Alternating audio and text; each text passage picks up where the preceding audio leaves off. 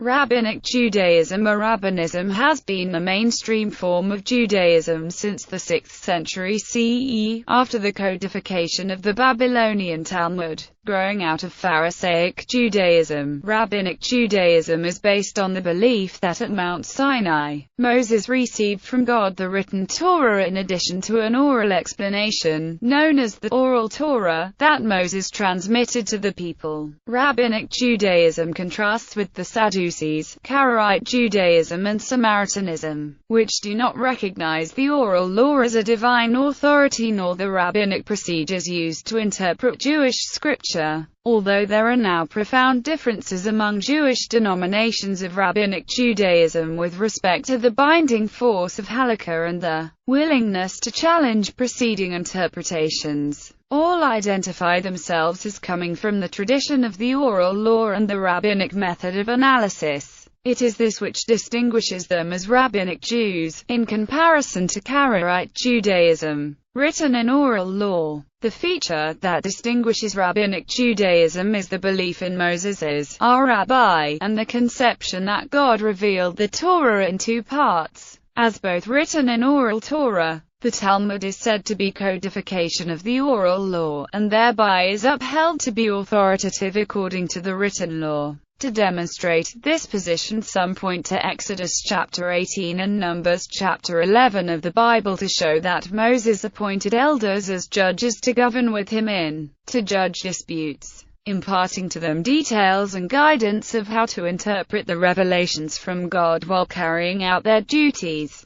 Additionally, all the laws in the written Torah are recorded only as part of a narrative describing God imparting these laws to Moses and commanding him to transmit them to the Jewish nation. Development of Rabbinic Judaism. As the rabbis were required to face a new reality, that of Judaism without a temple and Judea without autonomy, there was a flurry of legal discourse and the old system of oral scholarship could not be maintained. It is during this period that rabbinic discourse began to be recorded in writing. The theory that the destruction of the temple and subsequent upheaval led to the committing of oral law into writing was first explained in the Epistle of Sheraragan and often repeated. The oral law was subsequently codified in the Mishnah and Gemara, and is interpreted in rabbinic literature detailing subsequent rabbinic decisions and writings. Rabbinic Jewish literature is predicated on the belief that the Torah cannot be properly understood without recourse to the oral law. It states that many commandments and stipulations contained in the Torah would be difficult, if not impossible, to keep without the oral law to define them. For example, the prohibition to do any creative work on the Sabbath, which is given no definition in the Torah, is given a practical meaning by a definition of what constitutes melachah, provided by the oral law. Numerous examples exist of this general prohibitive language in the Torah, requiring, according to rabbinic thought, a subsequent definition through the oral law. Thus, Rabbinic Judaism claims that almost all directives, both positive and negative, in the Torah are non-specific in nature and require the existence of either an oral law, or some other method to explain them. Much rabbinic Jewish literature concerns specifying what behavior is sanctioned by the law. This body of interpretations is called halakha. Modern developments.